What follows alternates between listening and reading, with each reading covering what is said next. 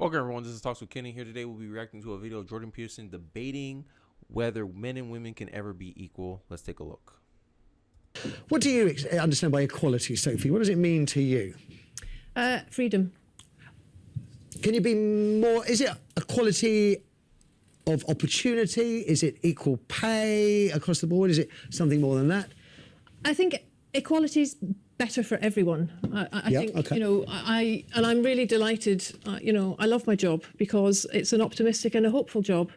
Okay, she kind of rambled there a little bit, but she appealed kind of to emotion. She didn't really define the word. She said equality is freedom, but if you're free to do something else, then you open yourself up to inequality, right? Because if you're allowed to make different decisions, you'll have different outcomes, right?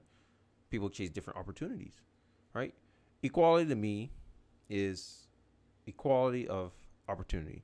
Everyone should be allowed to try out, but not everyone is allowed to make the team. That's how I see it. I like to use sports analogies because that's kind of where I came from, and I played high school basketball. That's my worldview and how I operate and how I guess look at the world. I look at it from a very performance-driven reality, right? I understand that me as an individual, I have strengths and weaknesses, and certain opportunities will highlight more of my weaknesses, and certain opportunities will highlight more of my strengths. And if I play along with my strengths, I earn a lot more money. That's just how I see it. Because there's a saying: if one knows thyself, they rule the world.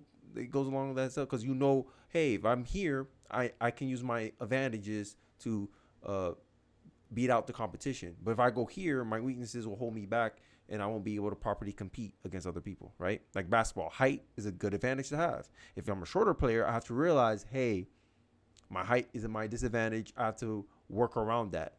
See, that. Then you still could be a successful basketball player, but you have to recognize the reality of where you stand. That's it. I think this will come, like, we can have these debates a lot more peacefully if people can just recognize and accept that. Let's continue.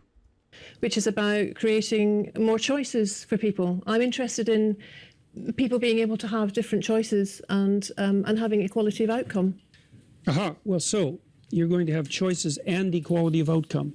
What if people choose different things, which is what they've been doing in Scandinavia? So the Scandinavian countries have moved more towards gender equality than any other countries, and the personality differences in Scandinavia have increased rather than decreased, and the proportion of women who are choosing STEM fields has decreased rather than increased. So as cultures become more gender neutral, the number of women who choose STEM fields decreases. What do you mean by STEM fields? So science, technology, engineering, and mathematics. So if you let men and women make their choices, what actually happens is that they specialize in different situations, and you don't get equality of outcome. Could they not have been programmed to have those views from the moment we raise them and give boys Lego and construction? No, because what happens is that as countries get more egalitarian, which means there's less programming of that sort, the differences get larger, not smaller. And the scientific data on that is clear, and most of it was generated by people who have a left-leaning bias, so you can't blame it on conservative scientists. It was a shock to everyone to find that out. So that's one of the things I think a lot of the basis of my argument, like, I'm someone that considers a lot of biological factors as being like a primary motivator for certain decision making, right? Like, I believe that everyone makes different choices and based on their individual advantages and disadvantages, right? More common than not, on average, men have, I believe, and even I'm quoting Jordan Peterson here, that they have less agreeable temperament than women statistically from a biological perspective. That's nature. A lot of these people here, they think all of society's woes, all of society's inequalities, all because of social engineering, nurture, right? Oh, we teach boys this is why they're like this. We teach girls that's why they're like this.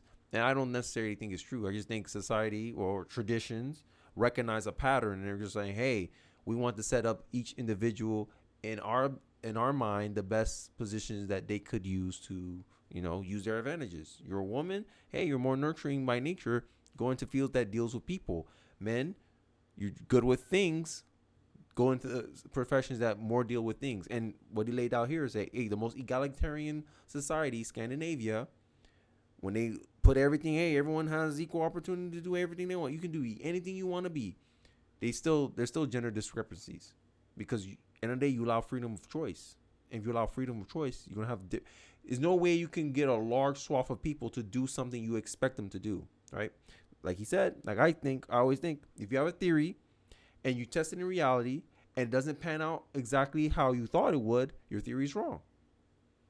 And it seems like he showcased a good, strong evidence of that being the case, right? Let's continue. Sophie, I think the difference between Jordan and me is that we look at evidence and we lean towards different theories. So Jordan's theory is very much evolutionary, you know, that there are inherent differences in men and women. Mine is very much more social role theory, if you like. And Sorry, I keep pausing it. What do you guys think in the comment section below? Like, do you personally believe nature or do you personally believe nurture? Let me know in the comment section below. There's a reason why it's been an ongoing debate for centuries. But my only pushback against what she's saying is that he's not quoting a theory. Like a theory was what I just explained, like my last segment. That it's something that you haven't proved yet, but you're testing it out in reality. What Jordan's speaking about is saying, hey, we did try this out, and it does work. I'm pretty sure he'll clarify her now. Let's continue. I'm probably rambling for no reason. that men and women are taking on different roles due to the expectations that society puts on them. And it's interesting that Jordan frequently cites Scandinavian countries where they've made more, like there's nowhere in the world that women are equal, but Scandinavia has made the most progress towards shared parenting, etc. Yep. That said, it's not done yet. There's nowhere in the world where this is done yet. But it's having the opposite effect that the gender equality types predicted. Opposite, not the same. And it isn't a theory, it's actually data driven by tens of thousands of surveys and the best scientific literature on the topic. It's not a theory, and I didn't come about it because of my political perspective. I looked at the data. What it showed was that as countries become more egalitarian, the differences between men and women grow. They don't shrink. So what I'm interested in is data and analysis as well. And I'm particularly interested in the ones presented, such as the ones by the University of Southern California, which discovered that change towards gender equality is actually being slowed by beliefs that are legitimizing social inequalities on the basis of sex. And I'm also interested, I mean, like Jordan, I look at the data and I look at the studies, and I'm really also very much interested in studies like the analysis that was done by the American Psychological Society, which looked at 45 analysis of whether there's sex difference over 20 years. And its conclusion was that men and women are basically alike in terms of personality, in terms of cognitive ability, in terms of leadership. But what it did find was that media depictions of men and women as fundamentally different perpetuate misconceptions, as does workplace bias. Oh, God. Before I continue, so what she touched upon, there's two things I agree with her on. So I agree that temperament-wise, like personality-wise, men and women can have similar personalities. Yeah, fine. Mental capacity, because at the end of the day, your brain is still something part of your physical, right? Biological. And to me, men and women are different, right? I mean, you can bite me, but men or women are different. So to expect that, hey, we're structurally wise, we're the same. Leadership style is a skill. That's fine. That's not debatable to me. My only problem is that there's biological advantages that men have, right? Men have faster reaction time. I think that's something to do with the brain, right? We react faster, right? We have better motor skills biologically, right? That's why we do so well in sports. Sports is the perfect analogy. The perfect meritocracy. I take a WNBA player. I take Stephen Curry, right? I don't even take the most athletic NBA player. I take Stephen Curry and the maybe the best three-point shooter WNBA player that you can find. Stephen Curry, his best season shooting the three was 41%. 41%. That's the skill. Now, I agree. Both genders are allowed to take the same opportunity. Both of you guys can be a point guard.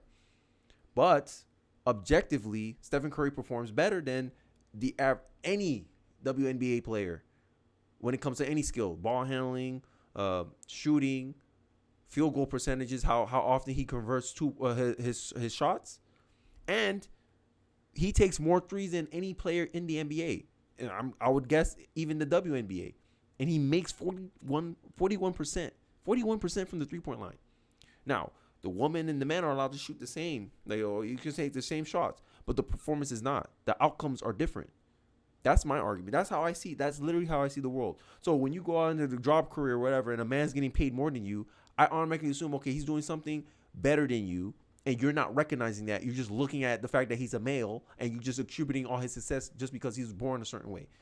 That to me is like a fixed mindset. That's not a growth mindset. Because in my mind, if someone's doing something and they're having a different outcome than I have, I'm like, okay, what are they doing differently from what I am doing that's giving them the result that I want? That's what I would focus on. But I always feel like with these statistics or whatever team you like, gender team you on, you always want to point at something and want to just blame something just for the sake of blaming something. Oh, there's a discrepancy here is because of this. I just don't look at it that way. I don't look at race as being the primary factor of disparities or sex. You got to give me other reasons. Like, you got to make sure like everything's like this before I even consider, okay, it might be because of sexism. But I doubt it. Like, even a lot of the statistics, the popular statistics, like the wage gap, statistically, men work more hours. So if you're saying, oh, men and women make, I'm be like, oh, but statistically, men work more hours. They take less holidays. They work more. Like, there's logical like reasons why someone will make more money than you. Until I hear other information, then I'm just telling you where I'm at right now. Let's continue. So it's my fault. So, no, well, you're leaving soon. It's Men and women actually are more the same than they are different. But the issue is that small differences at the population level can turn into very large differences at the extreme. So, for example, men and women are broadly similar with regards to aggression, although men tilt a little bit more towards aggression. So that if you picked a random person out of the population, male and female, and you guessed that the male was more aggressive, you'd be right 60% of the time. But if you take the 1 in 100 most aggressive people, they're all male. And that's why the overwhelming proportion of people who are in prisons are male. Now, do you want to equalize that, just out of curiosity? What about bricklayers? They're 99% male. And we've got about 3/4 of the population now in universities in the humanities and social sciences are female. Yeah. Are we going to equalize that? And men work longer hours. They work more dangerous jobs. They're more likely to move. They're more likely to work outside. They're more likely to participate in jobs in the STEM fields that are scalable. They make more money for those reasons. And that's all hidden under the idea that the reason that men and women make different amounts of money is because of their gender. To add on to that, one of the things I also notice is that they only want to focus on like equality when it's something that's beneficial to said gender, right? When women want equality, it's always something that benefits them. It's never at the, like, to me, if you want to be intellectually honest, you would be like, oh, women graduating college at a disproportional rate compared to men. It's time that we get men to like catch up, like trying to incentivize men to go to college. You don't hear them saying that. Because if you're about equality, this is why I don't believe feminism is about equality. Because when I come and say, oh, I'm about equality, they say, oh, so you're a feminist. I'm like, no, I'm not a feminist. Oh, why you say that? Because I don't only support women's rights. That's what a feminist is. They only support women's rights. And your actions correlate that. I never hear women advocating for men to, oh, we see a disproportionate amount of women graduating from med school. I think in recent memory, first time in history, more women are in med school than men. They're not trying to equalize that. They're encouraging. They're like, oh, hooray, we need to increase the gap. That's what you feminists are pushing for. Your actions speak. You shall know them by their fruit. You can talk all you want about equality, but I see your actions. I see what you bring up. You don't bring up anything really that I could be logically sit back and say, okay, she's being consistent there. She's fair there. Right? When he was mentioning about the bricklayers, you don't hear them complaining about that. They just want the popular, cool jobs, right? That only 1% of men actually can obtain. And they're using that 1% just because, all of them are men. They want to just, it's advantages for all the entire race or the entire gender. I'm just saying, like, let me know. Let me know if you agree in the comment section. Let me know you disagree in the comment section. I'll be ready to hear it. But this is where I'm at right now. It's a very simplistic analysis, and trying to address. I was just going to say, Sophie, can you come back on that? What I'm trying to equalise is opportunity and choice. Fine, let's equalise choice. You agree on that. But we won't get equal outcome that way. And I think that what happens then Nobody knows because we've never done it yet. We do know. We know what's happened in Scandinavia. But it's not fully got there yet. No, but it's going in the opposite direction that everyone predicted, and strongly. I think one of the things I loved about Jordan's book, which I speed read last night, so forgive me, Jordan, I've not read every line. But one of my favourite rules in Jordan's book is Rule 9, which says, assume the person you are listening to might know something you don't. Mm-hmm. And I think that in a country where men outnumber women by 2 to 1 in Parliament, in local government, where women's voices are not equally represented in media, where our education systems still are teaching boys and girls ideas of pink and blue. Yep. What I'm trying to do is work with thousands of optimistic, hopeful people for change. Okay.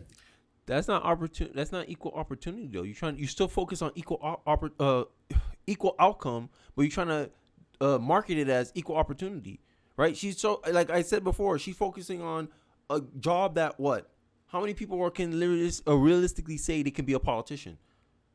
That's rare. You have to be voted in. It's not a career like someone comes, so tell me your qualifications for this job. No, the people have to vote you into those positions. So your problem is not with men in general. It's just, hey, why women don't vote for the other woman in there? Women outnumber men in, I'll claim any first world country. There's more women voters than male voters. If all the women decided, hey, we're going to vote for this candidate, more likely than not, they're going to win the election. So why aren't all women rallying behind women then? Like, that's what I'm saying. Do for self. If you really believe women are underrepresentation, why do all the women don't vote for the same candidates then? Because at the end of the day, I don't know, man. I just think it's like they're trying to make a mountain out of a molehill. Like, I think there's equal opportunity is the only thing governments and people, society as a whole can guarantee. Everyone has the opportunity to try. But when you're trying to say, hey, team, we need 5 men, 5 women, and that's all you're allowed to do, like, no, you're going to bring down the quality. I'm sorry. Because if all the best players happen to be women, you brought down the quality, or you artificially brought down the quality of the team because you force an incentive to bring men in. I'm just saying, like, make it make sense. If you had to, like, let's say me and you, we had to, like, if you're one of these people that believe in equal representation, we had a goal. Hey, I want to play basketball, and you decide, hey, there's an overrepresentation of black people in basketball. I wanted to be 10 people. 5 of them will be white, 5 of them are going to be black, right? Or Asians start getting mad, the Latinos start getting mad. So you go, okay. I'll do like 2 of each, right? My butt goes, nah, best players, I'm only going to pick the 10 best players. And the 10 best players all happen to be 6'4" on average. 80% of them were black. So 8 out of the 10 players were black. Like, I had 2 white people. And that was my team. That was the team I ended up with because I wasn't focused on diversity. I was focused on performance. You were focused on diversity. Whose team's going to win? I don't even need to tell you what the other team is because statistically, Asian people are short, right? You stuck right there. You already got a mismatch, right? And then what about the playing time? How are you going to determine who gets what playing time? If everyone has to get equal playing time, you're going to lose because then I'm going to just wait. I'm going to keep my best players in. Or I'll time when you start switching them in. And once I see a lineup where I can take advantage of my player's size, I'll put them in. I'm like, all right, go destroy them. Your team going to get blown out because you're not focused on the quality of performance. You're just focusing on looking. We're focused on diversity. If you focus on diversity, take the trade-off. You're going to suffer in quality of performance. Accept that trade-off. There's a trade-off. And I think at a larger scale in corporations, this is what's going on when we push diversity and inclusion. Same thing. You don't hire the best person for the job. You hire the best X person for the job. Black person, Asian person, white person, Latino person. That's who you're hiring for the job. Not the best engineer. You just, I'm going to focus on their race, and then the best of that race will get in. Literally, that's what you're doing. Come on. Quality suffers when you play in that way. You kept very quiet through this, Michael. I'm going to make you put you under a bit of pressure. Do forgive me. I'm going to come to the calls in a moment. Your boss called the gender pay gap a burning injustice. Is it? Yes, it is, because there should be inequality of opportunity. there needs to be the same rights. But you know, something that surprised outcomes, me, quality of that outcomes. neither of you, and equality of outcome, sure, all of that. But the one thing both of you haven't mentioned is the biological difference, which unfortunately affects women's career prospects, whether we like Babies it or as not. well, yeah. Babies. And that does cause a problem. You know, if I were to take a sabbatical from a corporation for a while, it's going to set me back slightly. And it is a problem that biologically it's women who have babies, not men. Sure, but that's why we are the Women's Equality Party is the only party in the UK that's got policies around shared parental leave. She's so political. We're the only party that has got fully costed plans for universal free childcare. What we're saying is that We're trying to change the we're trying to outcomes. change the outcomes, and also men are joining our party. Men who are I really think, as I said, tired. you've got I'm sure my- I'm going to have a word with Michael because I am sure he'll want the application. Okay, We take joint forgive me. I membership. want to take one call if But- you'll forgive me, because time is really short, and I owe it to the viewers to hear their views on this. We've got Salim calling from Manchester. Salim, good morning. Hi Matthew, how you doing? I'm very well. I'm loving it. I'm pig in heaven today. What do we think about equality? Will it ever happen, Salim? I was going to say I thought it was going to happen, but after listening to Jordan, he's swayed my opinion. I'm sorry. Why did you think it was going to happen?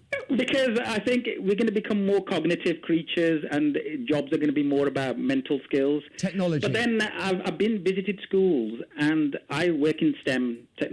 I'm a software developer, and the number of women doing software development hasn't increased.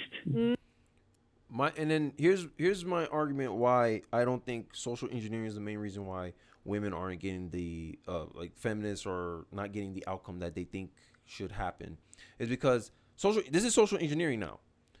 Women in tech. That's a program I've seen in all colleges, all university, marketing, Black Girl Magic, all this stuff. They're pushing women to go to certain fields. What's happening?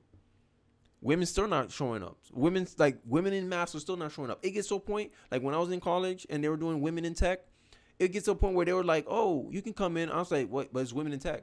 They said, no. We're trying to encourage women, but everyone's open to join, right? If you were getting mass amount of women coming in, those taking advantage of those opportunities, they wouldn't be taking men in, right? It would just be a female-only space. That's how I take those things. When I see women in anything, I'm like, oh, it's not for me, and I keep it moving. It's low. Like literally, I go in, still mostly men. You see more women, and Asian women are overrepresented in the software engineering industry, right? It's like Asian women, and then there's whites, and then you get everyone else at like lower percentage. All I'm saying is choice. Like people just make different choices, and freedom of choice. That's it. Will of the people. If the people don't, you can lead a horse to water, but you can't make it drink. That's what social engineering doesn't want to concede. That people just don't want to take advantage of those opportunities. And it's not because of sexism, racism. It's just people don't want to do those jobs. And all the statistics are showing is a reflection of what a group of individuals are doing. That's it. It's not highlighting, there's racism here, there's sexism here. No, it's just like, these group of people are making different choices than these group of people. All you can do is put out an incentive. That's it. An incentive or a de-incentive. That's it. Support or don't support.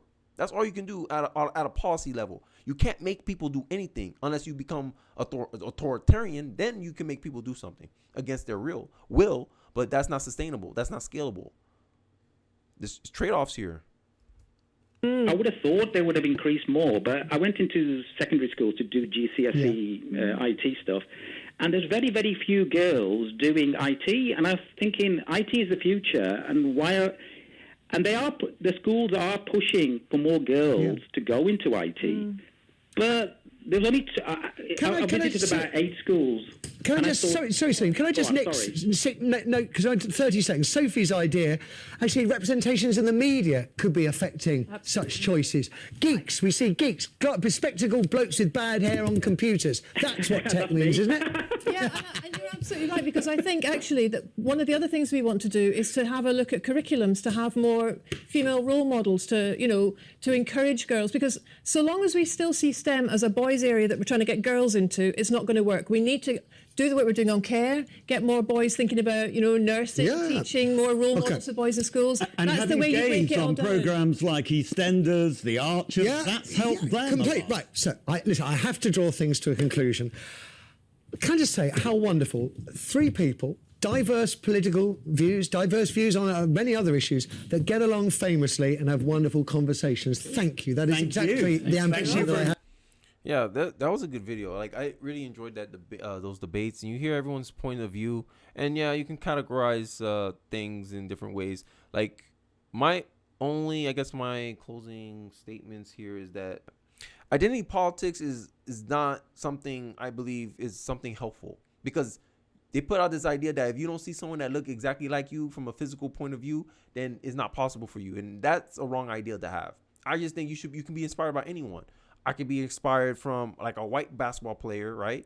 JJ Redick. Oh, I love the way he shoot. Let me learn how to shoot the 3-pointer like him, right? He doesn't necessarily have to look like me for me to know that I can do that skill, because I see, hey, he's a human like I am. It's racist to think, oh, only white people can do this, because I only ever see white people do it. Only men can do this because I always only see men do this. I think that's a wrong opinion to have, and I think that's heavily due to identity politics, honestly.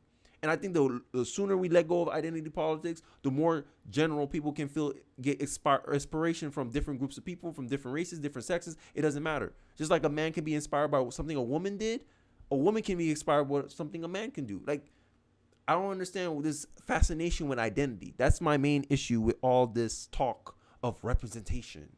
I'll just end it there. Let me know in the comment section what you guys think of this video. What do you think about the debates, the debaters and their styles? Who you agree with personally? Did anything resonate with you in any points that the debaters made? Let me know in the comment section. I'd like to hear it. Don't forget to like, comment, and subscribe, and I'll see you guys on the next one. Peace.